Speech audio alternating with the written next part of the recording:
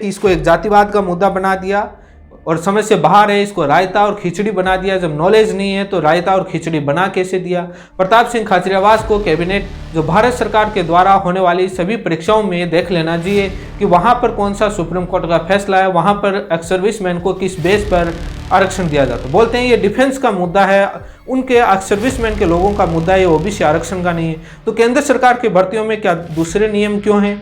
क्या राजस्थान सरकार के फैसलों में ओबीसी आरक्षण के सुप्रीम कोर्ट के फैसले बीच में आते हैं, बाकी राज्यों में नहीं आते हैं? जब वहां पर लागू नहीं है तो क्या यहाँ पर उन्होंने इसको एक जातिवाद बना दिया, जाट वर्सेज राजपूत का मुद्दा बना दिया। वो कह रहे हैं कि ये एक विशेष ओबीसी की समस्या नहीं है, ये एक विशेष जाति समुदाय की है, वही लोग इसको लीड कर रहे हैं। यदि ओबीसी में सबसे ज़्यादा जाट जाति के लोग हैं वो आंदोलन को लीड कर रहे हैं तो क्या वो एक जाति का आंदोलन बन गया?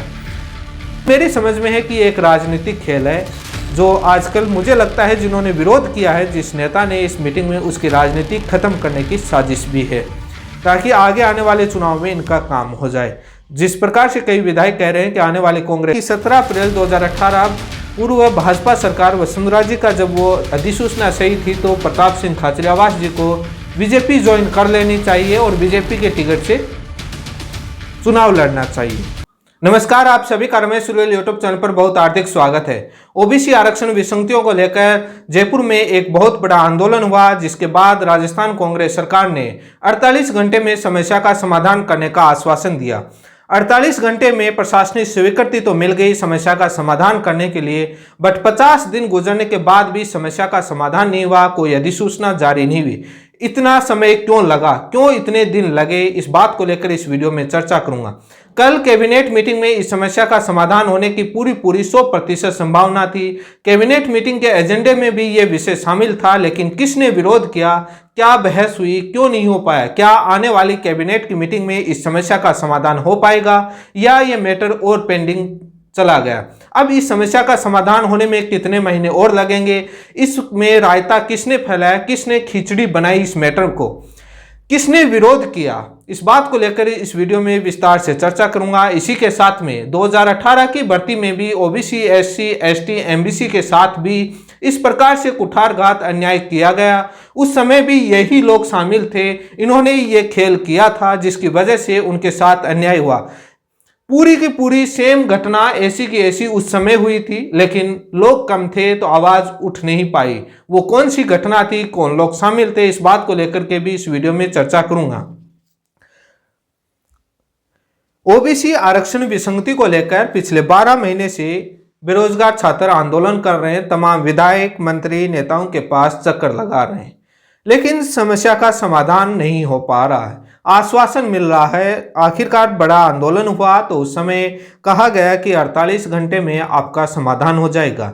48 घंटे में प्रशासनिक स्वीकृति मिलती है तो राजस्थान ओबीसी के छात्र बड़े खुश होते हैं, लेकिन 50 दिन गुजरने के बाद भी प्रशासनिक स्वीकृति बनकर रह जाती है, कोई भी अधिसूचना जारी नहीं होती। कैबिनेट मीटिंग होती है, लेकिन आस बनी रहती है कि इस कैबिनेट मीटिंग में इस समस्या का समाधान होगा, लेकिन नहीं हो पाता है। लेकिन ये अब समझ में आएगा कि इतना समय क्यों लगा था। कल कैबिनेट मीटिंग के एजेंडे में ये विषय शामिल था। तमाम मीडिया सब जगह चला था कि आज ओबीसी आरक्षण विसंगतियों का समाधान हो जाएगा। कल कैबिनेट मीटिंग में ये विषय रखा भी गया, लेकिन राजस्थान सरकार के कैबिनेट मिनिस्टर प्रताप सिंह खाचरियावास ने इसका विरोध किया। उन्होंने इस समस्या का समाधान करने पर विरोध किया। उन्होंने कहा कि कोई विसंगति नहीं है, मात्र एक जाति विशेष की समस्या है। ओबीसी के कैबिनेट मिनिस्टर हेमाराम चौधरी और रामलाल जाट अनुपस्थित थे, और उसके बाद कटारिया साहब एक थे जो लालचंद कटारिया जी, वो मात्र ओबीसी के पक्ष में बोल रहे थे। बाकी कैबिनेट मिनिस्टर मौन थे, सीएम भी मौन थे। लेकिन सवाल है कि क्या सीएम के पास एक पावर नहीं था? एकमात्र कैबिनेट मिनिस्टर के विरोध करने पर इस मामले को कैसे पेंडिंग में डाल दिया? एक कैबिनेट मिनिस्टर के विरोध पर कैसे पेंडिंग में डाल दिया? इसकी वोटिंग होनी चाहिए थी, बहुमत के बेस पर कैबिनेट मीटिंग से पास होना चाहिए था। राजस्थान ओबीसी को पता तो चलता कि कितने लोग हैं जो इस विसंगति के विरोध में। अभी तो एक चेहरा सामने आया है, लेकिन बाकी लोग मौन रह गए, पता नहीं चला। लेकिन वोटिंग होनी चाहिए थी बहुमत के बेस पर। राजस्थान में सबसे बड़ी आबादी ओबीसी की है, तो कम से कम इनको मंत्री और नेता तो आगे आने वाले चुनाव में बनाकर दे देते कि ऐसे मंत्री बनाया जाता है, किसके बेस पर बने हैं, लेकिन ये नहीं हो पाया। लेकिन क्या आने वाली कैबिनेट मीटिंग में इसकी समस्या का समाधान हो पाएगा? ये एक रायता और खिचड़ी किसने बनाई, रायता फैला दिया है, लगता है मामला और पेंडिंग में जाएगा। लेकिन कल कैबिनेट मीटिंग में इसका विरोध किया गया, समस्या का समाधान नहीं हुआ, मामला पेंडिंग में चला गया।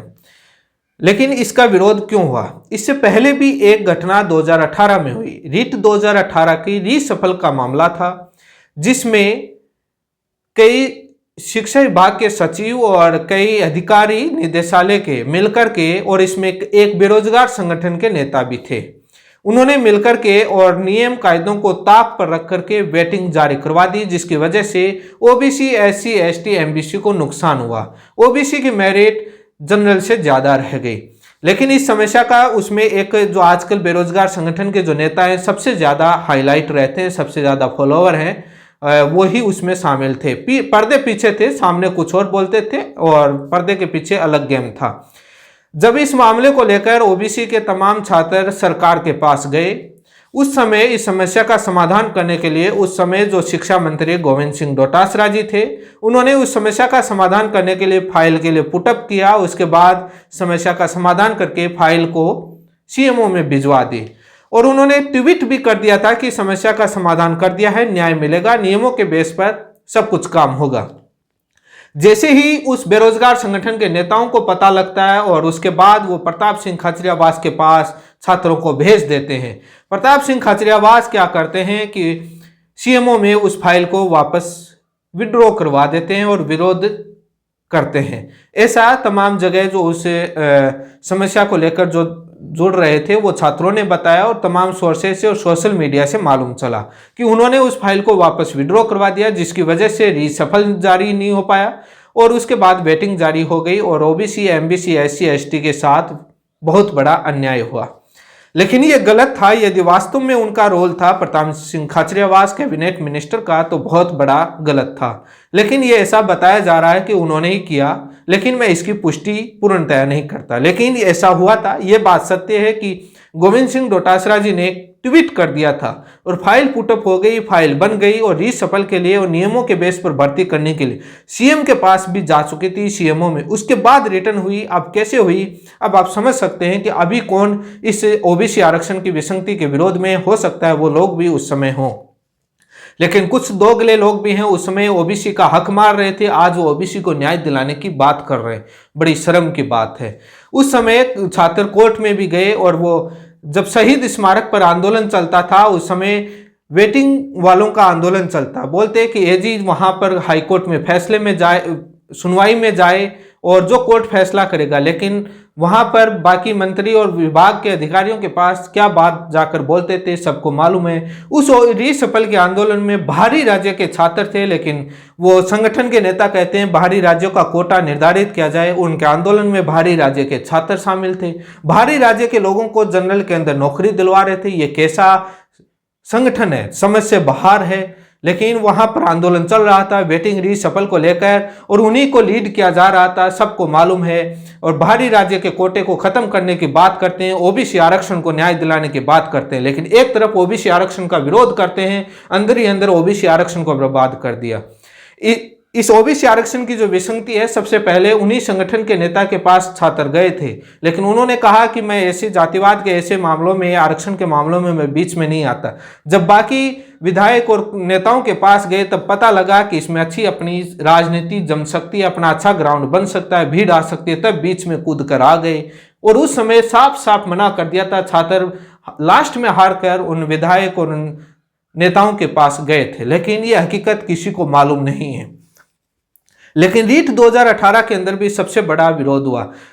सिंगल बेंच के हाईकोर्ट ने भी ये अपने सू मोटो लेते हुए कहा कि रीसफल जारी होना चाहिए। उसके विरोध में वही नेता सरकार के पास जाकर के डबल बेंच में अपील करवाते हैं और उसमें जब फैसला आता है तब एक अधिकारी हैं वो ट्वीट और करते हैं कि बड़ा न्याय मिला। कभी अधिकारियों को आरक्षण के मामलों में बीच में पक्षपात नहीं करना चाहिए, ऐसा ट्वीट कभी देखा नहीं। लेकिन सरकार में पद पर रहते हुए तो वो खेल समझ में ही आ रहा है। कुछ एक सचिवालय के अधिकारी भी थे, उन लोगों की एक मिली भगत थी कि ओबीसी को को किस तरीके से उनके साथ अन्याय किया जाए, लेकिन ये बहुत बड़ी गलत है।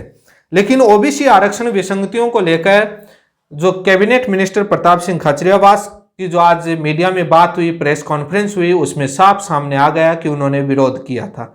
उन्होंने इसको एक जातिवाद बना दिया, जाट वर्सेस राजपूत का मुद्दा बना दिया। वो कह रहे हैं कि ये एक विशेष ओबीसी की समस्या नहीं है, ये एक विशेष जाति समुदाय की है, वही लोग इसको लीड कर रहे हैं। यदि ओबीसी में सबसे ज्यादा जाट जाति के लोग हैं, वो आंदोलन को लीड कर रहे हैं, तो क्या वो एक जाति का आंदोलन बन गया? जिस प्रकार से मुझे लगता है कि 17 अप्रैल 2018 पूर्व भाजपा सरकार वसुंधरा जी का जब वो अधिसूचना सही थी, तो प्रताप सिंह खाचरियावास जी को बीजेपी ज्वाइन कर लेनी चाहिए और बीजेपी के टिकट से चुनाव लड़ना चाहिए। मैं प्रताप सिंह खाचरियावास जी को कहना चाहता हूं कि 12.5% जो एक्स सर्विसमैन का आरक्षण है, इसमें इस समस्या का समाधान करने पर उनका 0.5% भी आरक्षण कम नहीं हो रहा। 12.5% पहले था, 12.5% आरक्षण अब है, लेकिन इसमें मात्र हॉरिजॉन्टल वर्सेस वर्टिकल की समस्या है। पहले समस्या का समाधान करने के लिए हॉरिजॉन्टल रूल लागू कर दिया बीजेपी सरकार ने, लेकिन वर्टिकल होना चाहिए। मात्र छात्रों की इतनी डिमांड है, पहले भी 12.5%, अभी भी 12.5% रहेगा, लेकिन समस्या बाहर है। उन जो बलजीत यादव जो लेटर लिख रहे थे सरकार को, जो आंदोलन में आए थे, क्या वो जाट थे? योगेश यादव जो इस भर्ती से इतने बड़े पीड़ित हैं, जो उनकी जिंदगी दांव पर लग गई है, क्या वो जाट थे? जो जितने आंदोलन हुए उसमें सभी जातियों के लोग थे। कैसे उन्होंने एक विशेष जाति समुदाय का इस आंदोलन को बना दिया? अब इस समस्या को एक विशेष जातिवाद बना दिया गया है, इसमें रायता फैला दिया गया है, खिचड़ी बना दी गई है, ताकि कोई समस्या का समाधान नहीं हो, मामला पेंडिंग में चला जाए। लेकिन बाल गंगाधर तिलक ने कहा था कि 1 वर्ष में एक बार मेंढक की तरह टराने से कुछ नहीं मिलता है। ये ओबीसी वाले ध्यान से सुन ले। बार बार आवाज और सरकार को ताकत दिखानी पड़ती है, एक बार बोलने से, एक बार आंदोलन करने से नहीं मिलता है। ये बाल गंगाधर तिलक ने उस समय स्टेटमेंट दिया था, जब स्वतंत्रता के आंदोलन चल रहे थे। लेकिन ओबीसी आरक्षण को साफ तौर पर यह समझ में आ गया उनकी बातों से कि उन्होंने विरोध किया, बाकी लोग मौन रहे, लेकिन बहुमत पास होना चाहिए था।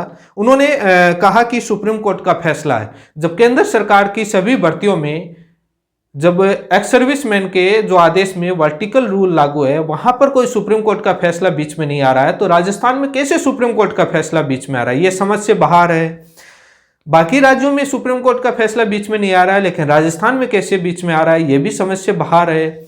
लेकिन वो कह रहे हैं, अधिकारियों का भी कह रहे हैं कि वो भी कह रहे हैं कि सभी लोगों को सुना जाए।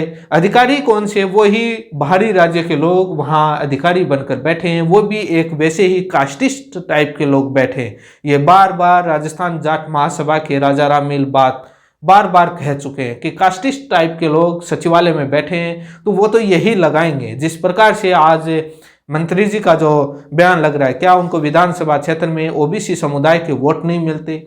उनको पूरी जानकारी के बिना कैसे विरोध जता दिया? पहले अधिकारियों से पता तो करते, इतने दिन आंदोलन चल रहा था, उनको पता करना चाहिए था। लेकिन मेरी समझ में है कि एक राजनीतिक खेल है, जो आजकल मुझे लगता है जिन्होंने विरोध किया है, जिस नेता ने इस मीटिंग में, उसकी राजनीति खत्म करने की साजिश भी है, ताकि आगे आने वाले चुनाव में इनका काम हो जाए।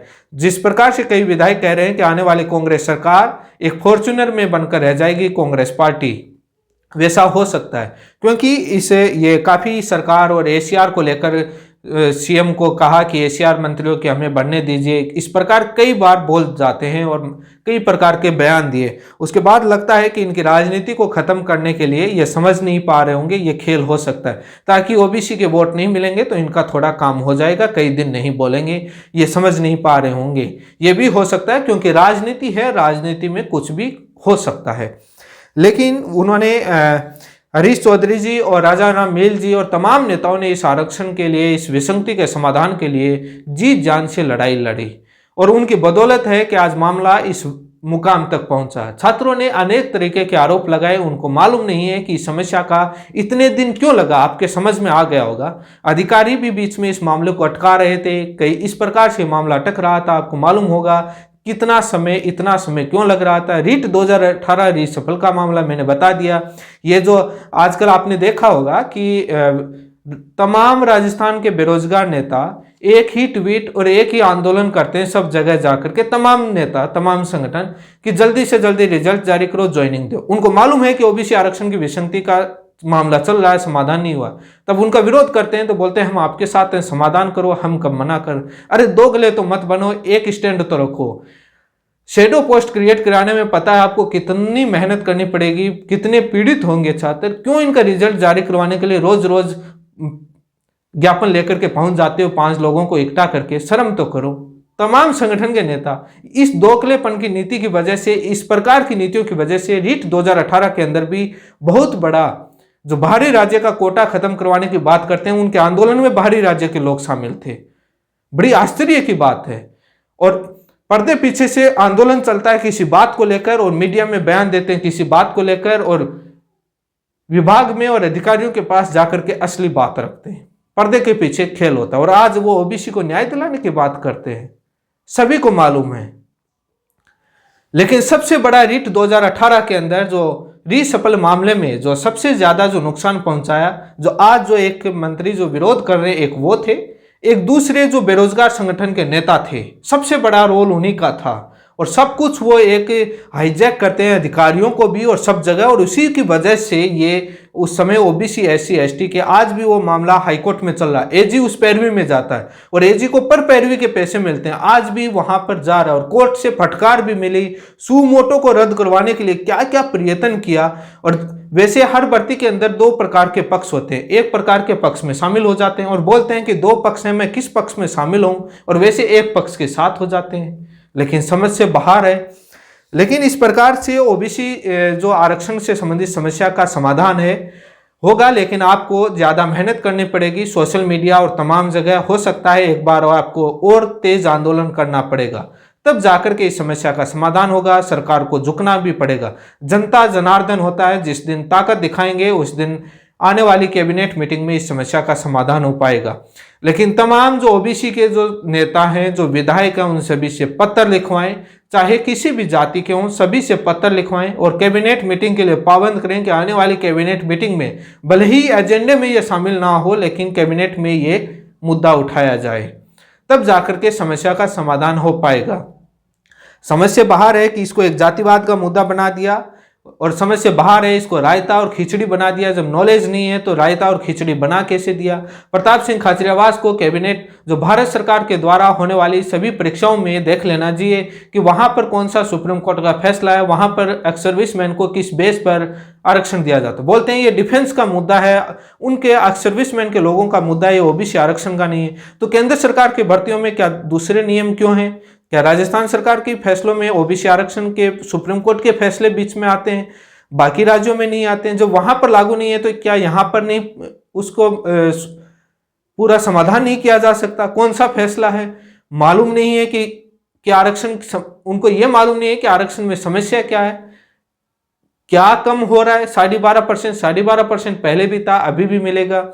लेकिन ये चेहरा सामने आ गया है कि एकमात्र एक कैबिनेट मिनिस्टर ने विरोध किया। लेकिन ये भी समझ से बाहर है कि एक कैबिनेट मिनिस्टर के विरोध करने की वजह से सीएम मौन रह गए और इस समस्या का समाधान नहीं हुआ। उसी समय वोटिंग करवा लेते, और एक कैबिनेट मिनिस्टर विरोध करने से हर किसी मीटिंग में होता होगा किसी न किसी बात पर असहमति, लेकिन फैसले हो जाते हैं। इस बात पर फैसला नहीं हो पाता। ये मात्र ओबीसी के लोगों का एक जो पावर है, जो एक उनकी जनता जनार्दन में शक्ति दिखाने में कमी है, जिसकी वजह से ये हो रहा है। उस समय आंदोलन लीड किया था, उस समय कई लोगों ने आरोप लगाया था कि आंदोलन खत्म क्यों कर दिया, ये लोग समाधान नहीं होने देना चाहते। हरीश चौधरी जी, राजा राम मिल जी और तमाम ओबीसी के तो इस आंदोलन को लीड कर रहे थे। उनको मालूम नहीं है कि मुख्य जड़ क्या है, कौन लोग हैं जो पर्दे पीछे से राजनीति के लिए क्या कर जाते हैं, कैसे आंदोलन और कौन समाधान नहीं होने देता। अब आपके सामने समस्या समाधान आ गई होगी। क्या राजस्थान के ईडब्ल्यूएस में जब आरक्षण केंद्र सरकार ने दिया था, राजस्थान के ओबीसी ने इसका विरोध किया? जब आपने जमीन की पाबंदियों की जो सीमा हटवाई, क्या राजस्थान के ओबीसी ने विरोध किया? क्या आयु के अंदर छूट ली, तो क्या राजस्थान के ओबीसी छात्रों ने विरोध किया? उस समय कैबिनेट मीटिंग में सभी ये प्रस्ताव पास हुए थे, ओबीसी नेताओं ने क्या विरोध किया? उस समय भी बना देते इसका एक जातिवाद का मुद्दा। लेकिन इसको एक जातिवाद का मुद्दा बना दिया गया है और रायता फैलाया गया है ताकि कोई समस्या का समाधान नहीं हो। तभी तो कांग्रेस सरकार रिपीट होना मुश्किल है। क्योंकि इसमें नौकरशाही है, ये वास्तविकता है। और राजस्थान के जो कांग्रेस के नेता हैं वो ही इसको ले डूबेंगे, ये भी वास्तविकता है। क्योंकि इसमें एक पावर को लेकर के और फैसलों को लेकर के समझ से बाहर है कि फैसले कौन लेता है और कौन सुनता है और क्या हो रहा है, लेकिन समझ से बाहर है। लेकिन रीट 2018 का मैंने आपको बताया, रीसफल के मामले में इस पर भी एक दिन विस्तार से चर्चा करूंगा, किस प्रकार से कितना बड़ा खेला हुआ था, किन लोगों का हाथ था। लेकिन